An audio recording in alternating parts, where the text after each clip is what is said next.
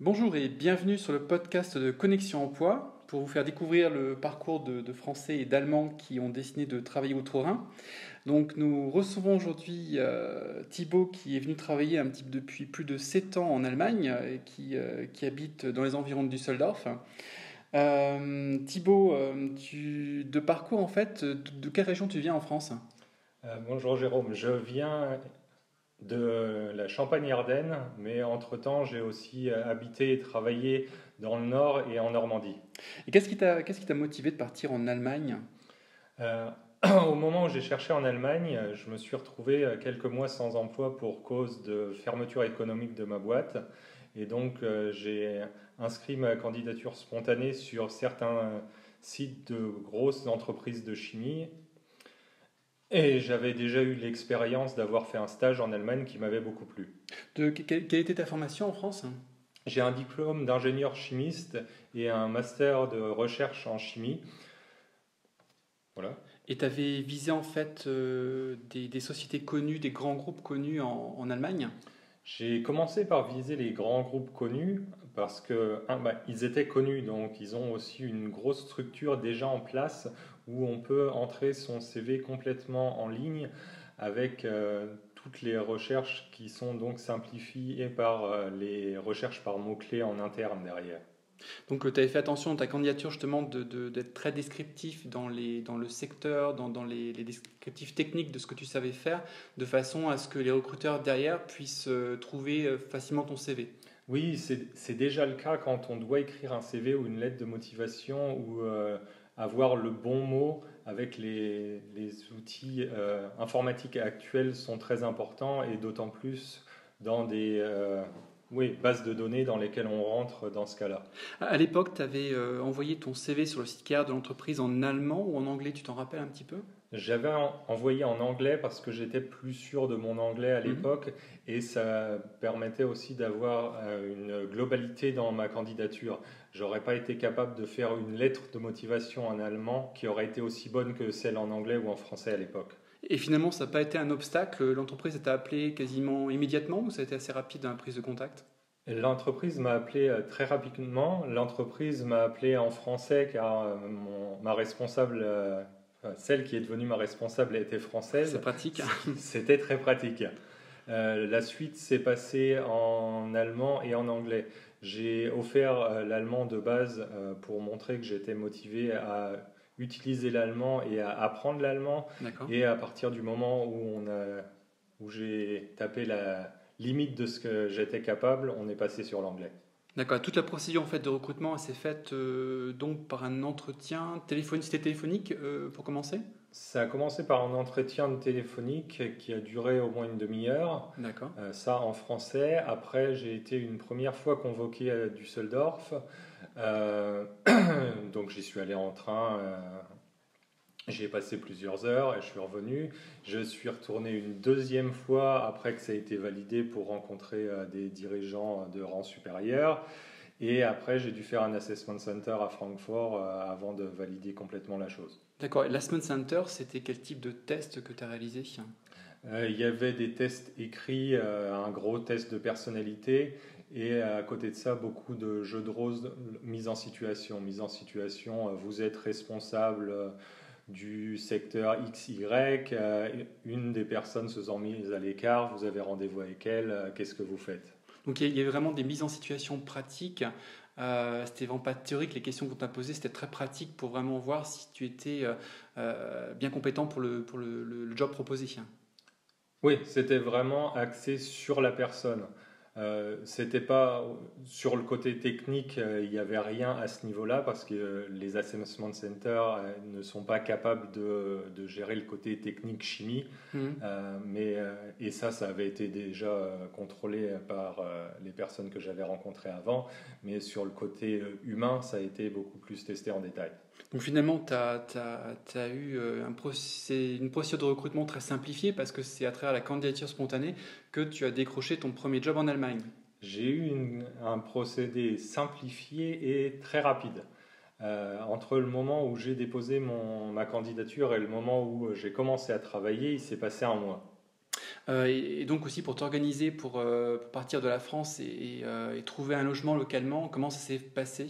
Là, j'ai été aidé par l'entreprise D'accord, parce que super. je leur ai dit moi-même, quand ils m'ont demandé à partir de quand je pourrais commencer, je leur ai répondu, bah, je pourrais demain, mais j'ai pas de logement. Et ils m'ont dit, on peut vous en fournir un pour un mois, parce qu'ils ont des logements meublés à côté de l'entreprise, Oui. qui normalement coûtent vraiment cher et sont réservés aux personnels encadrants qui sont là, par exemple, un mois en provenance des États-Unis, plutôt que de les mettre à l'hôtel, on les met là.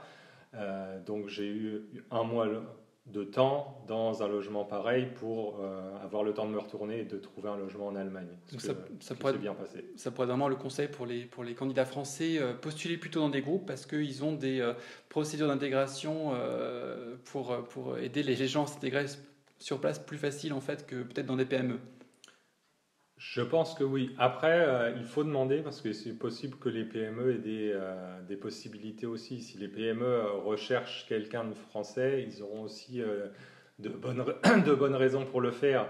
Il y a aussi des PME qui ont des partenariats avec la France et dans ce cas-là, ils seraient très motivés pour recruter un Français. Au niveau du contrat qui t'a été proposé, c'était du droit local, c'était du droit du travail allemand. Est-ce que tu as été bien accompagné par l'entreprise? Tu avais des questions, peut-être aussi au niveau du salaire. Est-ce que ça a été facile pour toi de comprendre qu'est-ce qu'il en était du niveau de salaire pour comparer par rapport au niveau de salaire français? Pour comparer au niveau du salaire français, je suis parti sur la base que même si les impôts sont prélevés à la source, ici, ce qui est la grosse différence, au final, on a à peu près la même chose qui reste. La différence de prélèvement n'est pas monstrueuse. D'accord, c'était facile à calculer. C'était facile à calculer. Comme je suis quelqu'un qui n'a jamais eu de problème avec mes impôts, entre guillemets, j'ai toujours prévu de payer mes impôts plus tard. D'accord. Donc j'ai jamais eu de mauvaise surprise. Là, ça m'a pas fait de différence parce que entre ne pas avoir les sous ou les mettre sur le compte à côté pour plus tard. Le fait d'être prélevé chaque mois à la source, ça t'a pas traumatisé? Non, en fait, je trouve ça super bien. Je trouve ça super pratique parce que ça veut dire que tout ce qui est là, je peux l'utiliser. D'accord, donc ça c'est, t'as adopté le point de vue allemand, entre guillemets. Ah, tout à fait. Au niveau de la découverte de l'administration allemande pour ce qui est de l'inscription de l'Anmeldung bei der Behörde, là aussi ça a été facile de réaliser toutes les formalités administratives pour rapidement s'installer? Oui, j'ai trouvé que c'était beaucoup plus facile qu'en France de faire des démarches administratives en Allemagne, que ce soit pour s'inscrire ici à la ville. Les personnes étaient très sympathique, très compétente et ça a été très rapide. En plus, à Düsseldorf, en tant que nouvel arrivant dans la ville, chacun reçoit un carnet avec beaucoup de bons de réduction pour des magasins, des théâtres, je ne sais plus quoi exactement, il y en a pour plusieurs centaines d'euros. J'ai pas tout utilisé, mais ça permet aussi d'avoir une grosse idée de tout ce qui peut se passer en ville et d'avoir vraiment envie de bouger et de profiter de la ville. Au niveau de ton arrivée aussi, concernant ta voiture, tu étais bien préparé? Tu savais, par exemple, qu'il fallait changer les plaques au bout de 3 mois? Ou alors, tu as fait les formalités nécessaires pour que ta voiture soit aux normes? Je ne savais pas, je me suis renseigné quand j'ai été sur place, étant donné qu'il a fallu tout faire rapidement. C'est vrai qu'en France, à ce moment-là, j'étais officiellement chez mes parents pour l'administration, ce qui était plus pratique quand on déménage tous les 2 jours. Et j'aurais pu la laisser un certain temps là-bas, mais j'ai fait ça de façon officielle rapidement. Au niveau de l'administration pour l'inscription, j'ai trouvé que c'était beaucoup plus pratique qu'en France, qu'il y a beaucoup moins à faire la queue et que les personnes étaient beaucoup plus aidantes. Et comment tu as fait pour t'intégrer un petit peu sur place, pour faire connaissance de nouvelles personnes? Est-ce que c'est par ton entreprise ou à l'extérieur de l'entreprise en fait que tu as réussi à faire des connaissances? J'ai regardé un peu de tout, mais ce que j'ai pas cherché de français en particulier. J'ai cherché à rencontrer des gens qui avaient des passions correspondantes aux miennes. À l'intérieur de l'entreprise, il y a un groupe de network community. Non, c'est vraiment c'est pas des expatriés, c'est pour que les gens qui sont nouveaux dans l'entreprise fassent du networking et se rencontrent au début. D'accord. Là, c'est vrai que je suis allé boire un verre au début, mais j'y suis pas retourné par la suite parce que ça collait pas au niveau timing forcément. Après, j'ai fait comme en France quand j'ai déménagé, je me suis inscrit dans une association de jeux de rôle parce que c'est quelque chose qui me plaît beaucoup. Par la suite, j'ai changé d'association pour une association de jeux de rôle grandeur nature, ce qui m'a permis aussi de renouer avec un peu de sport. On avait entraînement tous les mercredis, ça faisait 2 heures de sport intensif tous les mercredis, plus certains week-ends à aller en extérieur, camper et manger cuit au feu de bois. C'était quoi ton rôle préféré ? Moi, j'avais un personnage de prêtre. Ah. Donc, je m'occupais de soigner les gens qui s'étaient retrouvés blessés pendant des batailles. Mais prêtre médiéval fantastique, donc rien de chrétien. D'accord, donc là tu as pu faire aussi connaissance de pas mal de personnes dans ton environnement ? Oui, j'ai rencontré pas mal de personnes, tous des Allemands, ce qui a donné certaines situations plutôt cocasses. Pendant un week-end où on a joué pendant toute la journée, une grande partie de la nuit le samedi, et au milieu de la nuit, je me lève pour aller aux toilettes, je ressors, je croise quelqu'un qui me dit quelque chose que je ne comprends pas, et je finis par lui redemander, et la réponse a été « Mais t'es vraiment français ? L'accent, c'était pas un jeu de rôle ?» Donc en fait, tu es depuis 7 ans dans la région de Düsseldorf. Est-ce que tu as fait la découverte? Est-ce qu'il y a des choses qui t'ont particulièrement plu en fait dans la région? Tu as bien sûr, j'imagine, découvert le carnaval. Est-ce que c'est ton truc? Le carnaval, c'est de base pas mon truc parce qu'il y a beaucoup trop de gens que je ne connais pas. Je suis quelqu'un de plutôt timide et qui est plus à l'aise avec des gens qu'il connaît. Par contre, par la suite, en connaissant des gens et avec ma femme que j'ai rencontrée ici et qui est allemande, j'ai découvert le carnaval à Brühl dans la région de Cologne et ça m'a vraiment beaucoup plu. Donc j'imagine qu'il a fallu que tu t'adaptes un petit peu linguistiquement aussi. Tu as appris un petit peu de Kölsch, de dialecte local. Oui, j'ai appris Ich lehre Kölsch, Everhösch. J'ai une méthode de Kölsch que je me suis souhaité comme cadeau pour également être capable de comprendre tout ce que raconte ma belle-mère. Ah d'accord, je me disais, mais sans avoir est-ce que tu pratiques? Oui, sans avoir besoin de lui demander de répéter à chaque fois que ça décale un peu dans le patois. Est-ce que tu as fini par perdre ton français à force d'apprendre du Kölsch? À force d'apprendre du Kölsch, peut-être pas, parce qu'il y a aussi des mots de français dans le Kölsch. Beaucoup, ce que les gens ne savent pas forcément, mais à Cologne, si tu dis trottoir ou parapluie, les gens sauront ce que c'est. Et par contre, à force d'utiliser uniquement l'allemand, souvent en français, je cherche mes mots. Est-ce qu'au niveau gastronomique, il y a des choses qui te manquent, que tu vas rechercher régulièrement quand tu vas en France? Pas beaucoup. Effectivement, j'achète certains produits, certaines boîtes de ratatouille d'une marque avec un petit lapin qui nous plaisent beaucoup, qui sont pas trouvables ici. J'achète du sirop de menthe parce que... Tesser? Excuse-moi, c'est du Tesser que tu achètes? J'achète ce qu'il y a. Ça peut être du Tesser, ça peut être du Casino... parce que ici, à part éventuellement trouver, tant qu'on est dans les marques, du sirop Monin à 8 € la petite bouteille, je trouve ça un peu exagéré. Et que ici, si tu trouves un sirop vert, faut faire attention, c'est du Waldmeister. Je le traduirai pas parce que de toute façon, personne ne connaît cette plante en France. C'est de l'aspérule d'ailleurs. J'avais cherché à l'époque pour savoir ce que c'était.